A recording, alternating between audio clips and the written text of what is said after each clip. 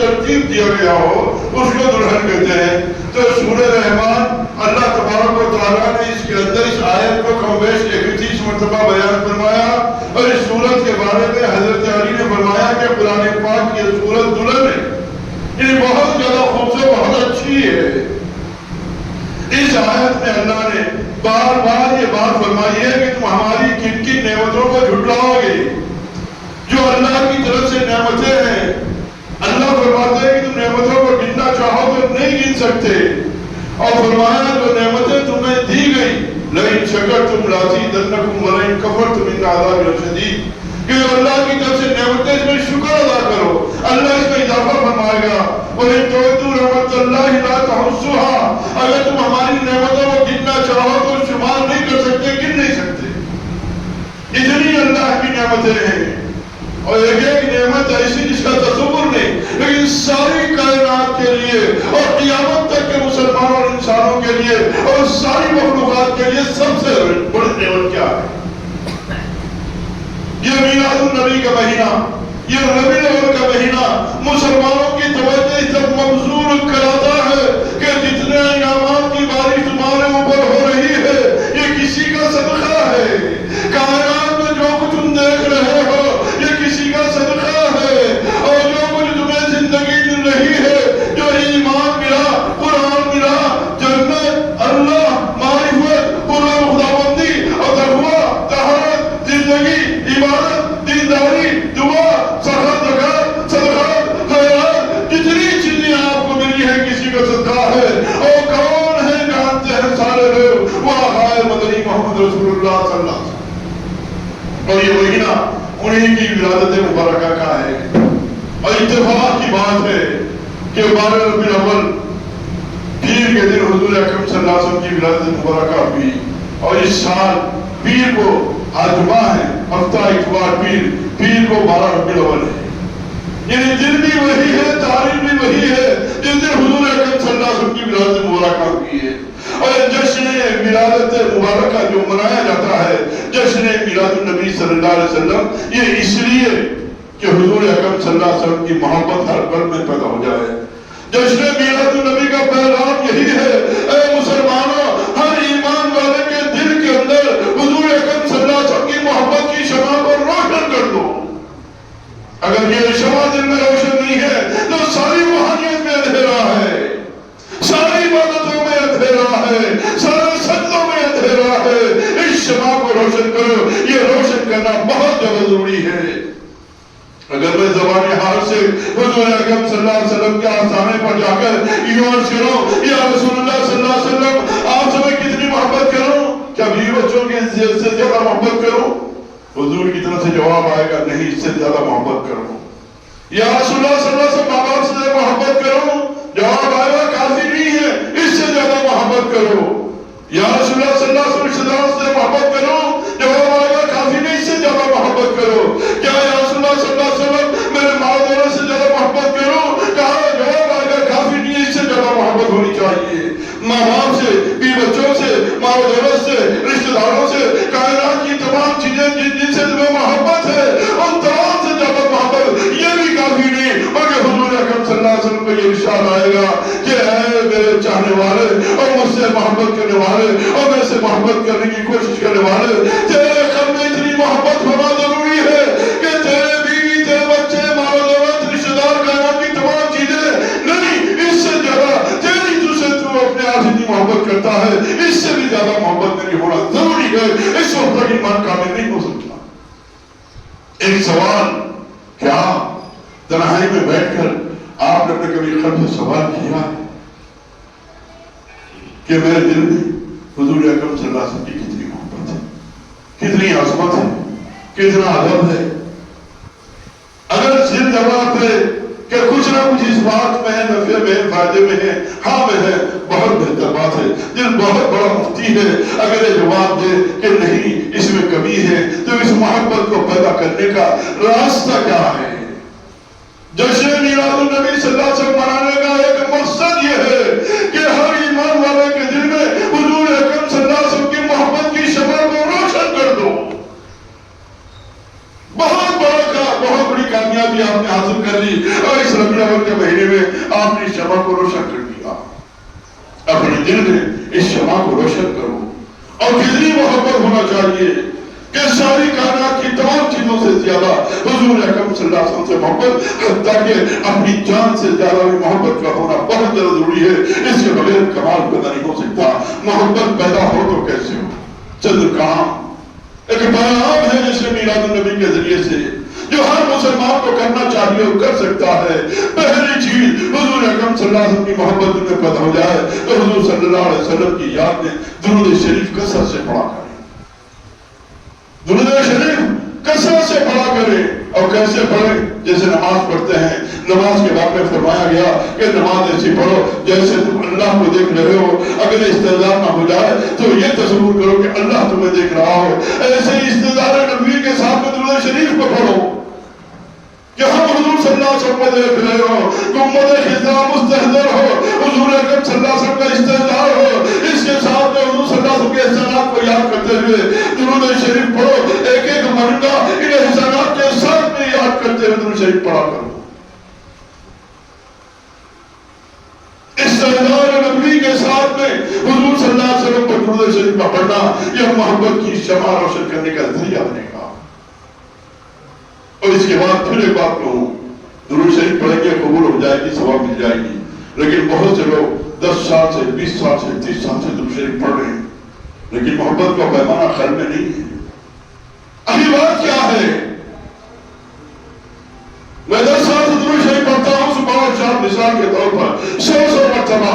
میں 20 سال سے پڑھ رہا ہوں. میری جوانی کی پہلی دلیل سے لے کر آج تک میری اتنی عمر ہو گئی کوئی دن نالا نہیں ہوتا. روزانہ درود شریف پڑھتا ہوں لیکن درود شریف پڑھنے کے بعد بھی میرے دل میں حضور صلی اللہ علیہ وسلم کی محبت نہیں پیدا ہو رہی ہے. اس کی وجہ کیا ہے؟ کیوں ایسا ہوتا ہے کہ درود شریف استغفار کے ساتھ میں پڑھنے کے بعد بھی دل میں محبت پیدا نہیں ہوتی؟ فرمایا کہ درود شریف پڑھو اس انداز سے پڑھو کہ جب درود شریف پڑھو تو حضور صلی اللہ علیہ وسلم کا استعداد ہو اور دل کا ریشہ ریشہ اس بات کی گواہی دے رہا ہو کہ میرے نبی جیسا پوری کائنات میں کوئی نہیں. یہ استعداد ہر درود شریف پر آپ کے قلب میں ہونا چاہیے کہ میرے نبی جیسا, میرے پیارے آقا کے جیسا, حضور صلی اللہ علیہ وسلم کے جیسا کسی میں بھی پوری کائنات میں کوئی سب سے بہتر, سب سے اعلیٰ, سب سے اولا, سب سے بہترین مکرم اخلاق میں پہنچے ہوئے اور سارے کمالات دیے اللہ نے جن کو, وہ میرے آقا محمد رسول اللہ صلی اللہ علیہ وسلم ہے. قاضی عیاض رحمۃ اللہ علیہ نے کتاب الشفا, یہ کتاب الشفا کیا ہے, قاضی عیاض کیا ہے, آپ بعد میں معلوم کر لیں.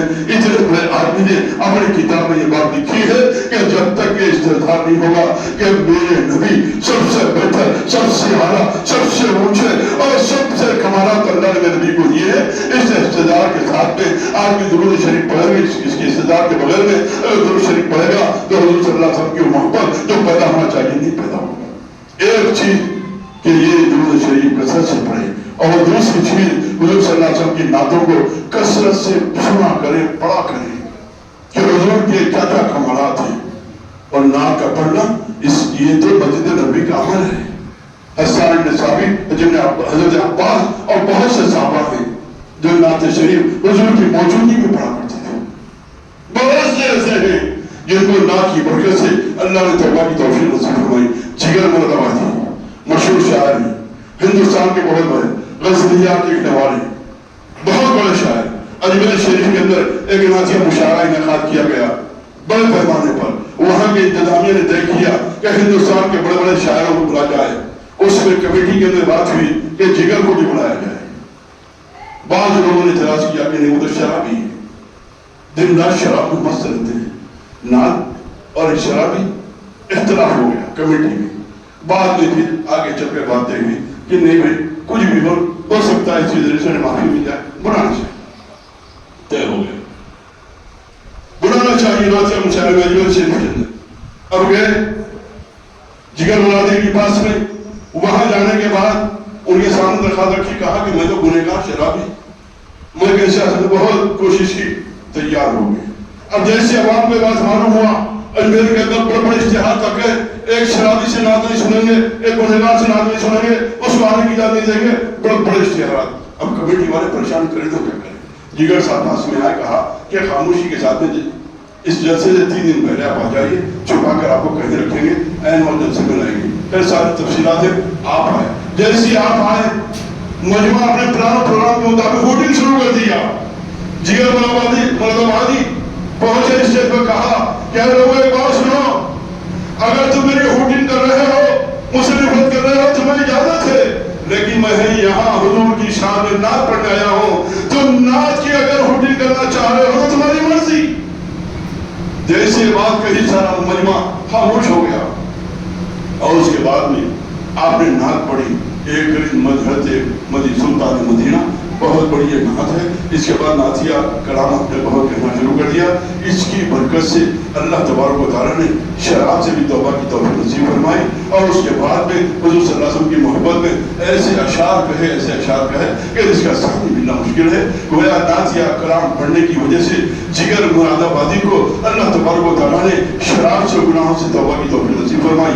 اس لیے حضور کی محبت پیدا کرنا ہو، ایک کام ضرور کریں، ایک تو یہ کہ حضور صلی اللہ علیہ وسلم درود شریف پڑھے، اور دوسرے نعت پڑھا کریں، اور تیسرے جشن میلاد النبی صلی اللہ علیہ وسلم کے موقع کے اوپر حضور اکرم صلی اللہ علیہ وسلم کی ولادت کا خوب بچوں میں، چھوٹوں میں، بڑوں میں تذکرہ کیا کریں کہ حضور اکرم صلی اللہ علیہ وسلم کو اللہ تبارک و تعالیٰ نے کیسے کمالات سے نواز دیا تھا۔ یہ تذکرہ ہر ایک دن، اور پھر خوشی کے موقع پر جیسے بہت سے کام سخاوت کے کرتے ہیں، تحفے تحائف کے کرتے ہیں، دعوتوں کے کرتے ہیں، اسی اعتبار سے گویا اپنے طور پر ہم نے خوشی کا اظہار کرنا بہت زیادہ ضروری ہے۔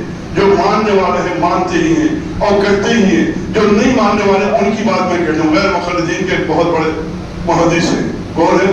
بھوپال کے سلطان، بھوپال کے، انہوں نے کتاب لکھی ہے، اس کتاب کے اندر غیر مخلدین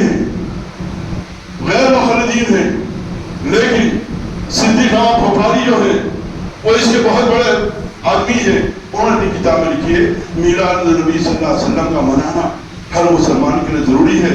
اگر ہو سکتا ہے روز مناؤ، نہیں ہو سکتا ہفتے میں مناؤ، نہیں ہو سکتا مہینے میں مناؤ، نہیں ہو سکتا سال میں مناؤ، نہیں ہو سکتا زندگی میں ایک بار مناؤ۔ جو حضور کی آمد پر خوشی کا اظہار نہ کرے وہ مومن ہی نہیں ہے۔ اس لیے بڑوں نے حضور صلی اللہ علیہ وسلم کے میلاد کی مجلسوں میں شرکت کو اپنے ضروری سمجھا۔ امام بخاری رحمۃ اللہ علیہ فرماتے ہیں، میں، میرے استاد اور میرا ایک ساتھی مکہ مکرمہ گئے، اور وہاں پر حضور صلی اللہ علیہ وسلم کا جہاں ولادت ہوئی ہے اس مکان پر پہنچے، اور میلاد کی مجلس ہو رہی ہے۔ میلاد کی مجلس عروج پر تھی۔ اللہ کا کلمہ یہ ہوا کہ ایسی میلاد کی مجلس ہوئی، امام بخاری فرماتے ہیں کہ وہاں جتنے لوگ تھے اس میں سے اکثر لوگوں کو حضور اکرم صلی اللہ علیہ وسلم کی زیارت نصیب ہو گئی۔ میلاد کی مجلس اتنی زیادہ اہم ہے۔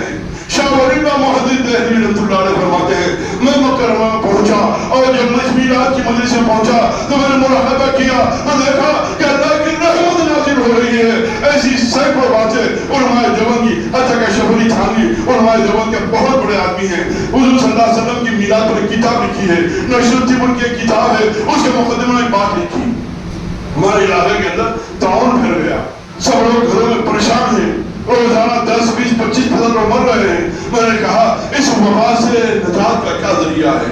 اللہ نے مجھے میں خیال کیے ڈالا، میں نے کیا کیا؟ کس کی بات کہہ رہا ہوں؟ دیوبند کے بہت بڑے آدمی، ان کی تفسیر بھی ہے اور بہت سی کتابیں بھی ہیں، تو انہوں نے سوچا کہ چلو اس بیماری سے بچنے کا راستہ کہ میلاد النبی پر کتاب لکھنا شروع کر دی۔ کون کہہ رہے ہیں؟ شیخ ولی صاحب دیوبند کیا کہہ رہے ہیں؟ میلاد پر اس پر کیا ہوا؟ برکتوں کا ظہور۔ فرمایا کہ جب میں نے کتاب لکھنے کا ارادہ شروع کیا اور کتاب لکھنا شروع کیا تو طاعون سے مرنے والے گویا مرنے کی کوئی اطلاع نہیں آئی۔ اتفاق سے اگر کسی دن میں کتاب نہیں لکھتا اس دن 20 آدمی کے مرنے کی اطلاع آتی۔ جس دن میں کتاب لکھتا حضور صلی اللہ علیہ وسلم کی میلاد کی اس دن کوئی نہیں مرتا، حتیٰ کہ کتاب لکھنا شروع ہوا، طاعون کی بیماری ختم ہونا شروع ہوئی۔ میلاد کی کتاب جیسے ہی ختم ہوئی اس وقت تک ساری طاعون کی وبا ہمارے علاقے سے ختم ہو گئی، اس میلاد کے لکھنے کی برکت سے۔ کون کہہ رہے ہیں؟ شیخ ولی صاحب تھانوی کہہ رہے ہیں۔ اور جس دن میں نہیں لکھ سکا اس دن کئی آدمی کے اموات واقع ہو گئے۔ نشر الطب کی کتاب ہے، اس کے اندر تفصیلات درج ہے۔ گویا حضور اکرم صلی اللہ علیہ وسلم کی ولادت پیر کے دن 12 ربیع الاول، اب کے دن بھی وہی ہے اور تاریخ بھی وہی ہے۔ اس لیے ہم حضور پر درود بھی بھیجیں، نعتیں بھی پڑھیں اور سخاوت بھی کریں، اور عید کے خوشیوں کے موقع پر جیسے ہم بہت کچھ خوشیوں کا اظہار کرتے ہیں، ایسے ہی کچھ نہ کچھ خوشیوں کا اظہار کرنے کی کوشش کریں۔ اللہ تبارک و تعالیٰ ان باتوں کو سمجھنے کی توفیق نصیب فرمائے۔ وآخر دعوانا الحمد للہ۔